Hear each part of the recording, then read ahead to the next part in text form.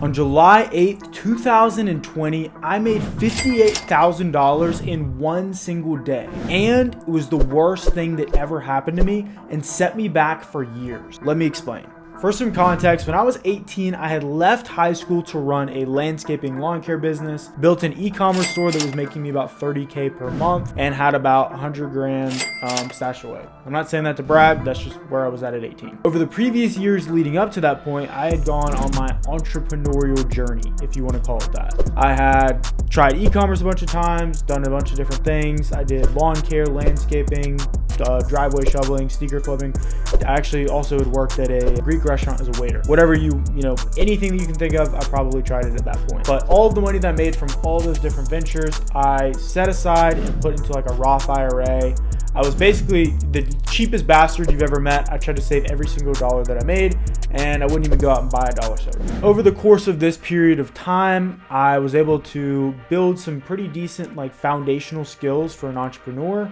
And I had slowly built up a few businesses that were making me really solid money for a teenager. So at this point in July, I had had the e-commerce business since January of 2020. It was starting to slow down in July because somebody had reported our Facebook page and it got taken down and the ad accounts were rejected and I couldn't run any ads. So during this period of time, while the e-com business was kind of slowing, I started dabbling and watching some YouTube videos about stock trading. So I started dabbling a little bit, dipping my toes in the water, if you want to call it that, and made $3,000 one day. A few days later, I lost 10 grand.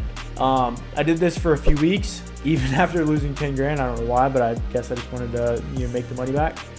Did it for a few weeks, was trying it around and watching some videos, doing some stuff.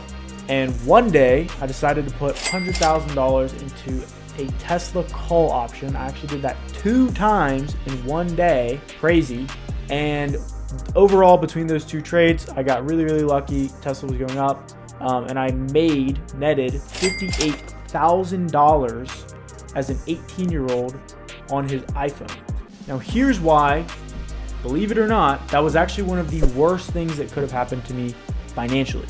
You see, after the 58K day, over the course of the next 2 months, I basically, you can call it gambling because it was just stock options trading, gambled my way from the 100K that I had from the e-com store and investing all the money that came in from that to 350K. Now you may be asking, how on earth could that have been one of the worst things that ever happened to you? Well, if you rewind and look at what I was doing before, I was actually on a better path. I was learning all of the right lessons. I was making small incremental improvements and building on top of my skill, and I was learning to stick with one thing over time. However, I learned the wrong lesson from tripling my net worth within the span of 2 months. It taught me the wrong lesson. Money basically started to lose its meaning. And I don't mean that some fugazi stuff or whatever, not spiritual, oh, money lost it, not that. Literally $1,000 in a day stopped seeming like a lot, because when you get this is I think it's probably a similar thing that happens to lottery winners, is you get all this money at once and it's oh, that was easy, and so you don't really have as deep of an emotional attachment to it. And now, why would I go out and work for $50 an hour, $100 an hour, which is a really good rate, when I can press a button on my phone and make 58K? So it taught me to do easy work to try to get a massive gain in a short period of time, as opposed to continuing on the path that I was before, which was just slow and steady grind, but ultimately would have gotten me further. Basically, what I was doing is I was trying to hit half-court buzzer beaters instead of taking layups. And again, up until that point, it was the slow and small incremental investments that I was making. It was putting money back into the business. It was focusing so hard on one thing. And then all of a sudden, when all the money came, I learned that I needed to just look for the massive jump, going from 0 to $1 million, because all of this money had come in so quick that I thought that was now the new normal. Funny story, since then, since that period of time, my net worth has kind of plateaued and gone down a little bit. Taxes took a massive chunk. So that 350K, that was pre-tax. A lot of that was capital gains. But my net worth has not reached the same level since then. In the next few months, it's going to go up by quite a bit. I have some cool stuff in the works with the company that I run now, but kind of besides the point because it did set me back for years. So 2020, it's now 2023. I think personally, I would have been further along net worth wise if I had stayed on the path that I was on before. However, the title's a little misleading because I don't think it was actually the worst thing that happened to me, because ultimately the events that led me to where I am now would not have happened if I hadn't had that day.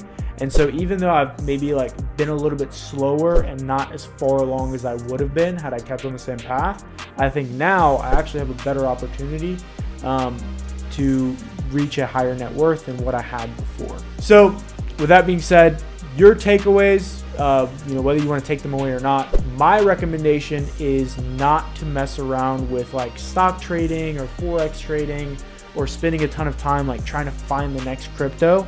And instead, if you invest that time, focus, and energy into developing a real skill, your trajectory might not be like this, which is what happened to me.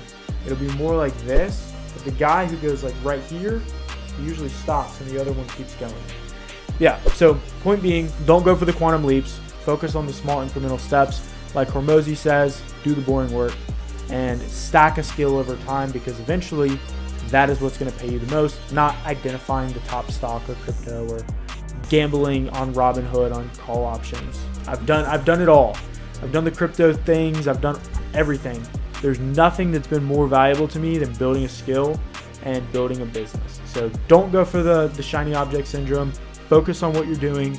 And if you're not in the right business, try a few different things. If you're young, it's okay to kind of bounce around, try different things, but don't focus on making massive leaps in your net worth, especially when you're younger. Focus on building the skill and building the core. So that is my takeaway for you guys. Thank you guys so much for watching this video. If you got value from it, be sure to leave a like and a comment letting me know what you learned or what you would like to see next. So without any further ado, I will see you guys in the next one. Peace.